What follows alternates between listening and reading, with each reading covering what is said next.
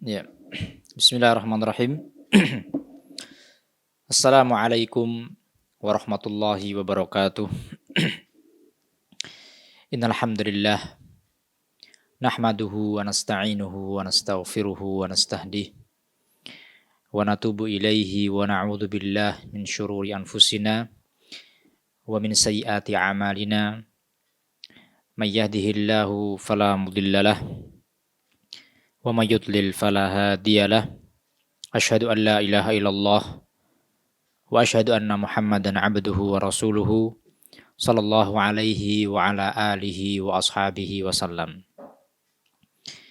Ya ayyuhalladzina amanu taqullaha haqqa tuqatih wa la tamutunna illa wa antum muslimun. Fa in ahsanal kalami kalamullah wa khairul huda huda nabiyyina Muhammad sallallahu alaihi wa ala alihi wa sallam wa syarrul umuri muhdatsatuha fa inna kulla muhdatsatin bid'ah wa kulla bid'atin dhalalah wa kulla dhalalatin finnar. Ikhwati fillah, a'azzani Allahu wa iyyakum. Alhamdulillah, pada kesempatan kita kali ini kita bisa belajar bersama melanjutkan dalam kita membaca materi fikih yang terkait dengan jenazah. Yang mana ikhwati fillah, pada pertemuan yang lalu kita telah membahas banyak hal, baik terkait muqaddimah, pembuka, ya, hal-hal yang terkait dengan jenazah, apa kewajiban seorang muslim ketika mendapati saudaranya yang sedang sakit. Dan Masya Allah ya, ikhwati fillah, beberapa hari ini kita sering mendengar ada di antara saudara kita kaum muslimin, baik yang ada di sekitar kita atau yang ada di jauh sana, ya Allah uji baik dengan rasa sakit atau bahkan dengan kematian. Maka dari itu ikhwati fillah, seakan-akan kabar tentang kematian itu sesuatu yang menjadi lumrah, sesuatu yang menjadi biasa lagi, tidak menjadi sesuatu yang mengejutkan, saking banyaknya kejadian. Maka ikhwati fillah, a'azzani Allah wa iyyakum, sikap kita yang lebih utama ketika kita melihat dan mendengar kejadian tersebut adalah kita muhasabah, introspeksi diri. Ya, karena ya, bisa jadi waktu kita sudah dekat. Waktu kita untuk kembali kepada Allah sudah dekat. Sehingga kita perlu banyak persiapan. Ya siapapun kita. Ya siapapun kita, dan termasuk tanda-tanda akhir zaman adalah kematian yang mendadak. Ya, apapun sebabnya.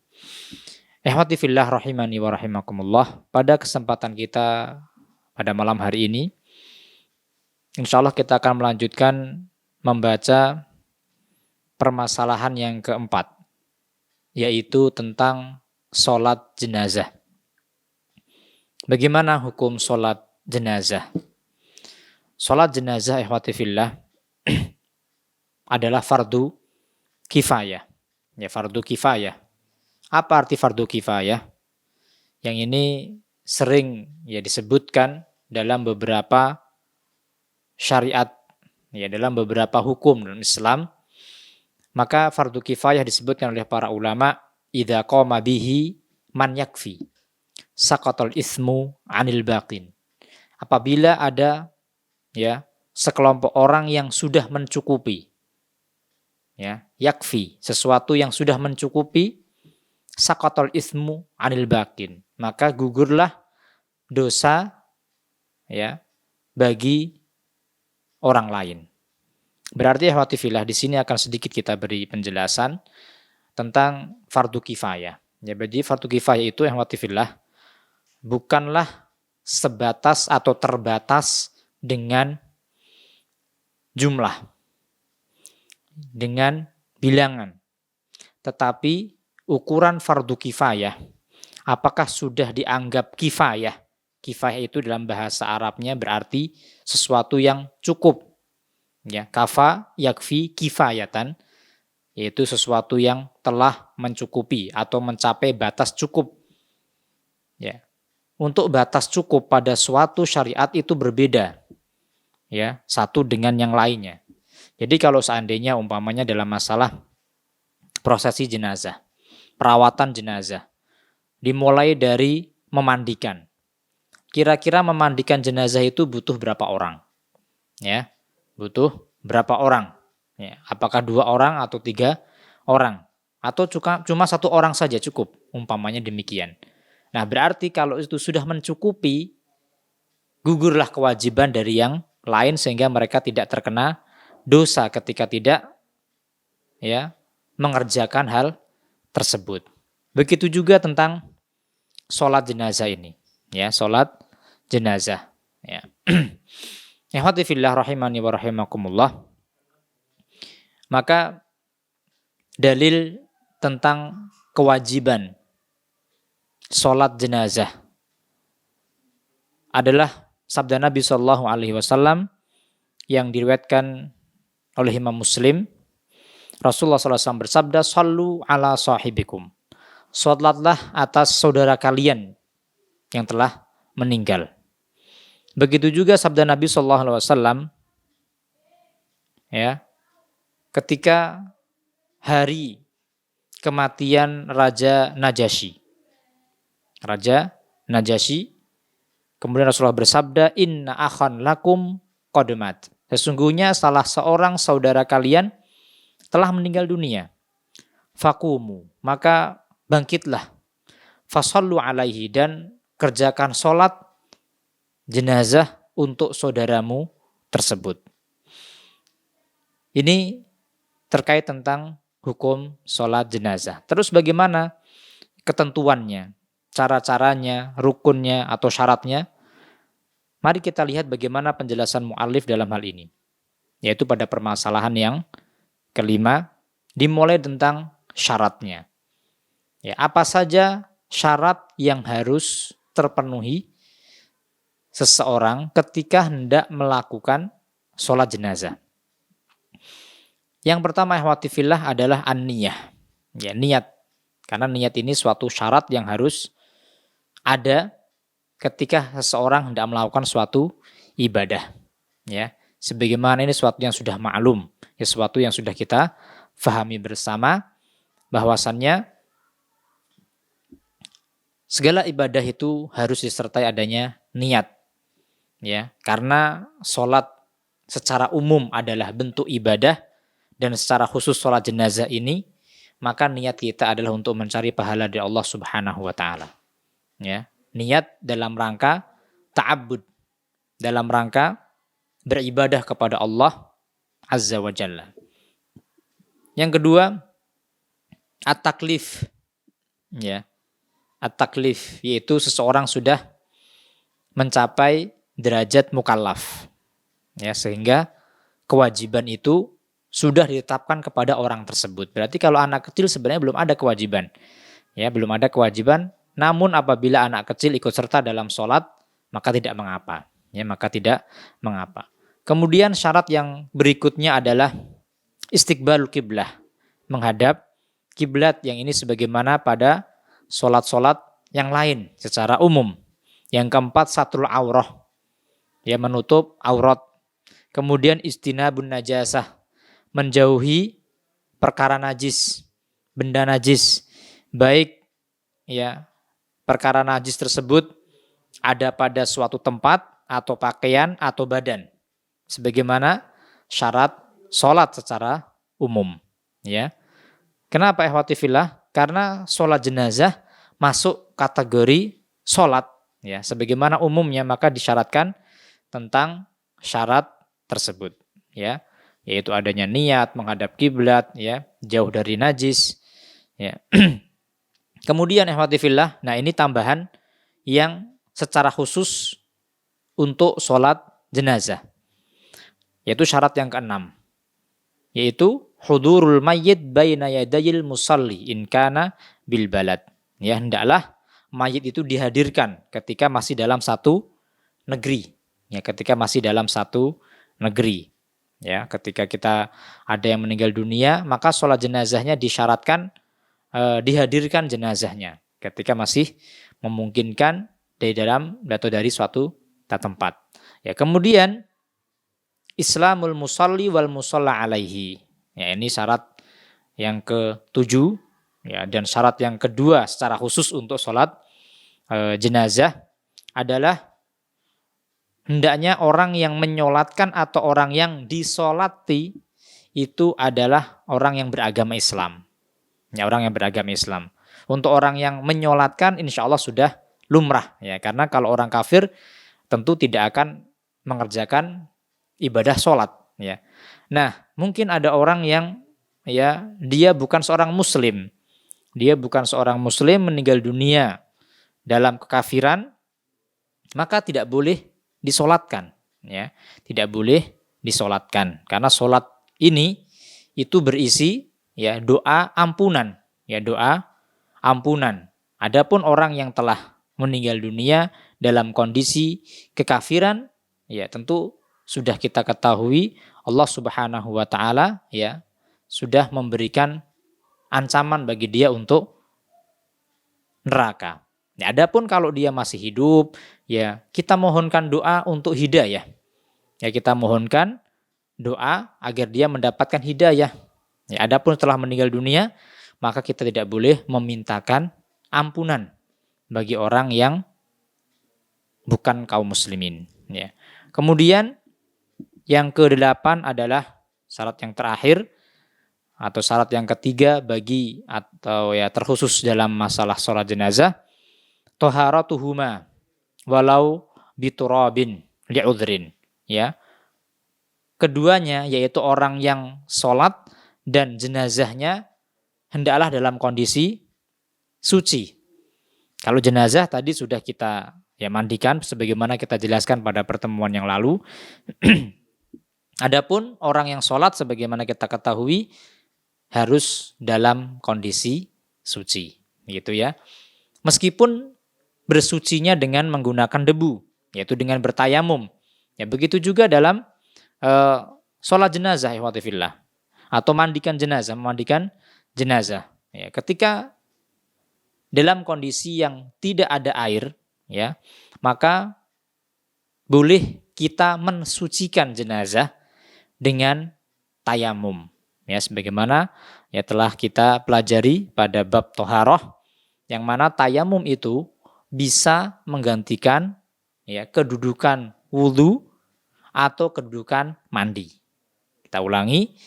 Ya, tayamum itu bisa menggantikan kedudukan wudhu atau kedudukan mandi. Ya, ketika seseorang berhadas besar, ya berhadas besar dan tidak memungkinkan menggunakan air, ya, maka dia diperbolehkan untuk menggunakan debu bertayamum, ya, bertayamum. Nah, terus bagaimana bagi jenazah? Ya, tayamum bagi jenazah sama seperti tayamum ya pada umumnya. Tapi ya jenazah tentu tidak bisa bertayamum sendiri. Maka orang yang tugasnya mensucikan ya, memandikan, dia mentayamumkannya ya dengan cara menepukkan tangannya ya, kemudian meletakkan tangan tersebut di tangan si mayit ya. Karena kita mungkin agak kesulitan untuk menggerakkan. Tapi kalau bisa menggerakkan, alhamdulillah. Tapi kalau tidak bisa, ya maka cukup tangan si yang memandikan itu menepukkan, ya kemudian diusapkan ke tangan mayit sebagaimana kita mengusap tangan sendiri, kemudian mengusap wajah mayit. Nah itu cara yang diperbolehkan dalam mentayamumkan jenazah. Ya. Intinya dalam tayamum sebagaimana yang telah kita pelajari, insya Allah nanti ya antum di rumah bisa kembali membuka bab tayamum, ada syarat-syaratnya, bagaimana pembatal-pembatalnya dan lain sebagainya. Ikhwati fillah rahimani wa rahimakumullah, itu tadi beberapa syarat berkaitan dengan sholat jenazah. Berikutnya terkait dengan rukun. Jadi syarat ini harus sudah terpenuhi sebelum seseorang memulai di dalam mengerjakan sholat. Ya, sekarang apa rukun-rukunnya? Jadi rukun ini adalah suatu pokok dalam ibadah. Ya, pokok di dalam ibadah. Suatu ibadah yang tidak terpenuhi rukunnya, maka ibadah tersebut dianggap rusak. Berakibat pada tidak sahnya ibadah tersebut. Ya, mari kita perhatikan di sana ada beberapa hal, ya, ada 7 perkara terkait dengan rukun dalam sholat jenazah. Yang pertama, al-qiyamu min qadirin fi fardhiha. Berdiri, ya, bagi orang yang mampu, ya, bagi orang yang mampu untuk berdiri, ya. Karena hukum asal berdiri dalam sholat wajib itulah rukun. Sekali lagi, hukum asal berdiri dalam sholat wajib itu adalah rukun. Jadi tidak boleh ya sholat wajib dia dengan cara duduk, ya, sholat zuhur, maghrib, isya dan lain sebagainya, melakukannya dengan cara duduk. Itu tidak boleh kecuali ketika ada uzur, ya, ketika ada uzur seperti sakit umpamanya, ya, atau uzur-uzur yang lain yang tidak memungkinkan bagi dia untuk berdiri, ya, umpamanya demikian. Jadi sebagaimana sholat wajib yang lain, maka sholat jenazah yang tadi kita sebutkan hukumnya adalah wajib juga, maka harus berdiri bagi yang mampu. Kemudian rukun yang kedua, takbir sebanyak 4 kali. Takbir sebanyak 4 kali.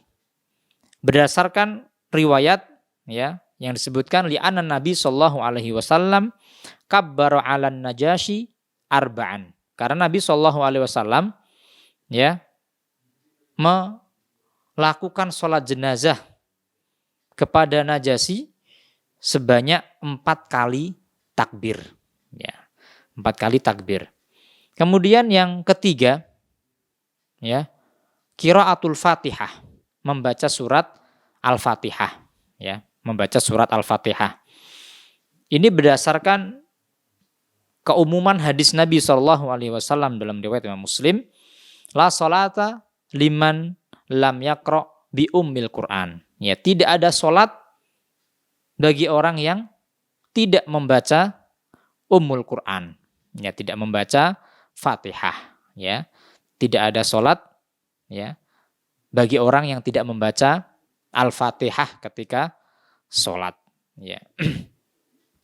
Kemudian yang berikutnya, yang keempat, ya, as-sholatu ala nabi, membaca sholawat, ya, kepada Nabi, ya. Bentuk sholawat ada beberapa macam, bisa dengan Allahumma sholli wasallim ala Muhammad yang singkat, atau dengan sholawat yang panjang atau yang disebut dengan sholawat Ibrahimiyah yang biasa kita baca ketika duduk at-tahiyat, ya, Allahumma sholli ala Muhammad wa ala ali Muhammad kama shallaita ala Ibrahim wa ala ali Ibrahim wa barik ala Muhammad wa ala ali Muhammad kama barakta ala Ibrahim wa ala ali Ibrahim innaka Hamidum Majid. Itu diantara bacaan sholawat, yaitu yang lebih afdol, bahkan yang paling afdol disebutkan oleh para ulama. Kemudian yang kelima, ya, rukun yang kelima adalah ad-du'a lil mayyit, mendoakan ampunan untuk si mayyit. Insyaallah sudah hafal, ya, sudah banyak yang hafal insyaallah, ya, Allahumma firlahu warhamhu wa'afihi wa'fu anhu sampai akhirnya. Ini untuk mayit laki-laki.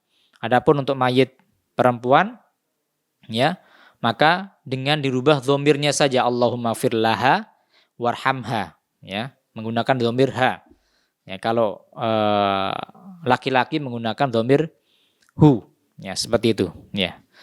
Nanti insyaallah kita akan baca insyaallah taala, ya. Adapun untuk anak kecil berbeda, ya, untuk anak kecil berbeda. Adapun dalil ikhwati fillah terkait dengan mendoakan ampunan atau memohonkan ampunan untuk si mayit berdasarkan sabda Nabi Shallallahu Alaihi Wasallam, "Idza shallaitum ala al-mayyit fa akhlisu lahu du'a." Apabila kalian menyolati mayit, maka ya ikhlaskanlah doa ampunan untuk mayit tersebut. Jadi kita benar-benar memohonkan ampun untuk mayit tersebut, ya, untuk mayit tersebut, ya, karena itu saudara kita yang ya sangat ya mengharapkan doa dari kita, ya, yang masih hidup. Dan inilah ikhwati fillah yang harus kita fahami bersama, ya, sikap seorang muslim yang sebenarnya terkait orang yang telah meninggal dunia. Ya, siapapun itu, ya, siapapun orang tersebut, ya, baik itu kalangan para ulama atau orang awam, ya. Ketika seseorang telah meninggal dunia, dia sudah tidak lagi bisa melakukan amal soleh.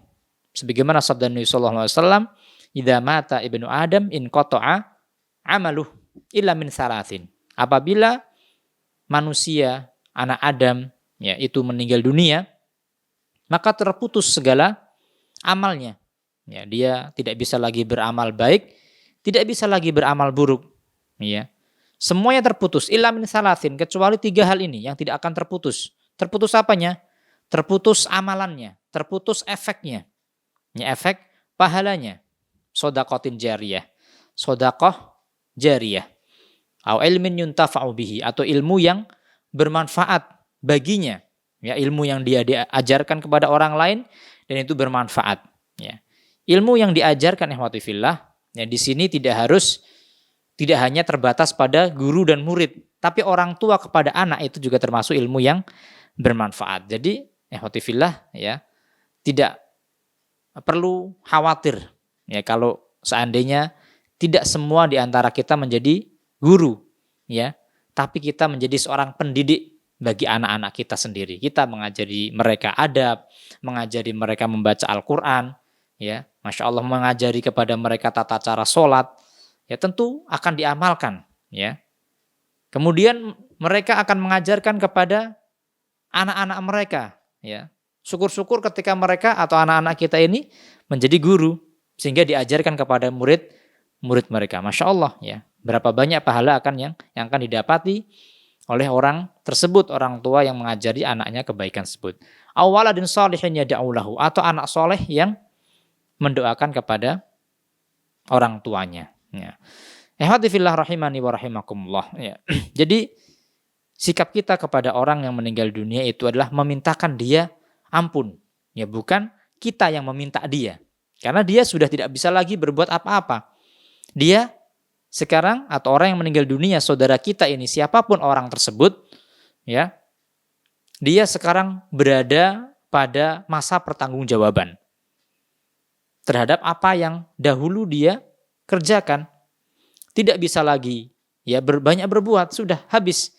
Tidak bisa melakukan kebaikan, tidak bisa melakukan keburukan, tinggal menuai hasil saja.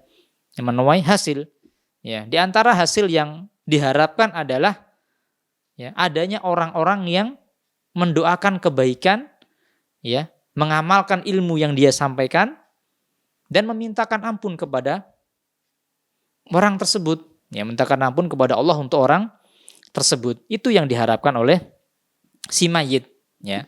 Maka ikhwati fillah di sini yang perlu, ya, harus kita fahami, ya, kita tidak boleh kita meminta kepada orang yang telah meninggal dunia, karena sesungguhnya dia tidak bisa berbuat apa-apa.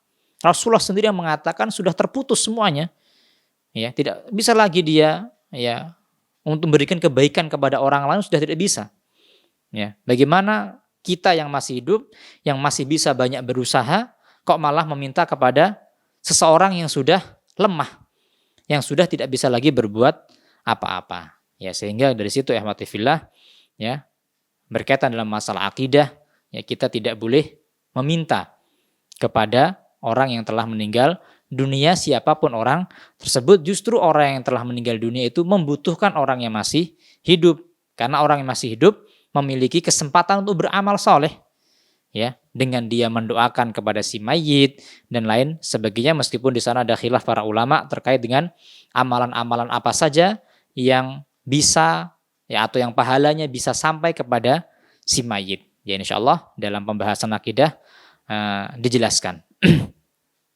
Kemudian ikhwati fillah, kita lanjutkan tentang rukun yang berikutnya. Ya, rukun yang berikutnya keenam yaitu mengucapkan salam. Ya, mengucapkan salam ya ketika sholat tersebut. Sebagaimana keumuman hadis Nabi SAW, wa tahliluha at-taslim. Ya, sholat itu dimulai dengan takbiratul ihram, ditutup dan diakhiri dengan salam. Ya, karena sholat jenazah bagaimanapun dia termasuk dalam kategori sholat. Ya. Kemudian yang ketujuh, at-tartib bainal arkan. Hendaklah urut dalam rukun-rukun yang telah kita sebutkan tadi. Ya. Berarti di sini ya, kalau kita cermati tidak ada praktek ruku ataupun i'tidal, apalagi sujud. Ya. Berarti hanya berdiri saja. Ya, kemudian membaca Fatihah, ya, ada 4 kali takbir, ya. Kemudian terakhir ikhwati fillah, ya, untuk menutup pertemuan kita pada malam hari ini, kita akhiri dengan sunnah, ya, perkara-perkara yang disunahkan dalam sholat jenazah. Ya, ada 4 perkara. Yang pertama, mengangkat kedua tangan setiap kali takbir, ya. Raf'ul yadaini ma'a kulli takbirah, mengangkat kedua tangan setiap kali takbir, meskipun di sini ada beberapa khilaf di kalangan para fuqaha. Jadi antum ya tidak usah bingung ketika melihat sebagian orang, sebagian para penuntut ilmu, sebagian dai yang sholat jenazah tidak mengangkat tangan, tapi tangannya hanya sekedekap saja meskipun suaranya ya dia mengucapkan takbir, ya. Kalau takbir pertama jelas harus mengangkat tangan karena itu takbiratul ihram. Ya, Allahu Akbar yang pertama. Yang kedua, ya, Allahu Akbar. Ada yang mengangkat tangan, ada yang hanya tangannya sedekap saja. Ya. Karena apa? Hukum asal mengangkat kedua tangan ketika ya setiap kali takbir kecuali takbiratul ihram itu hukumnya sunnah, ya. Mengangkat tangan, silahkan, tidak mengangkat tangan tetap sah, ya. Ya, seperti ini sehingga kita tidak perlu ya memperselisihkan perbedaan. Inilah ikhwati fillah manfaat kita mempelajari ilmu sehingga kita bisa mengetahui hal-hal yang bisa kita toleransi. Ya, kita bisa tolerir untuk dalam perkara-perkara hukum Islam. Yang kedua, di antara perkara sunnah adalah al-isti'adzah qabla qiraah. Mengucapkan ta'awudz, a'udzubillahi minasyaitonirrajim sebelum kita membaca Al-Fatihah. Ya, setelah takbiratul ihram kita membaca ya Al-Fatihah, ya. Kemudian yang ketiga, an yad'u li nafsihi wal muslimin. Mengucapkan doa kebaikan untuk diri kita atau untuk umumnya kaum muslimin yang masih hidup, ya, yang masih hidup, sebagaimana nanti akan kita jelaskan. Allahumma la tahrimna ajrahu wa la taftinna ba'dahu. Ya Allah, janganlah ya engkau cegah, engkau halangi ya kebaikan, pahala dengan meninggalnya orang tersebut. Intinya kita berdoa kepada Allah jangan sampai dengan meninggalnya orang tersebut kita terjauhkan dari kebaikan, terjauhkan dari pahala. Ini kan doa kebaikan untuk kita yang masih hidup. Kemudian al-israr bil qiraah, ya, kita lirihkan bacaan. Jadi sholat jenazah itu dengan bacaan yang lirih. Nah, demikian ikhwati fillah rahimani wa rahimakumullah apa yang bisa kita jelaskan pada kesempatan kita kali ini.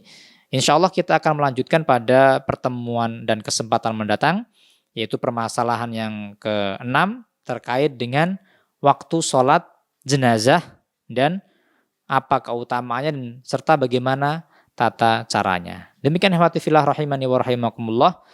Kurang lebihnya saya mohon maaf yang sebesar-besarnya. Kita akhiri dengan kafatul majlis. Subhanakallahumma bihamdika asyhadu an la ilaha illa anta astaghfiruka wa atubu ilaik. Assalamualaikum warahmatullahi wabarakatuh.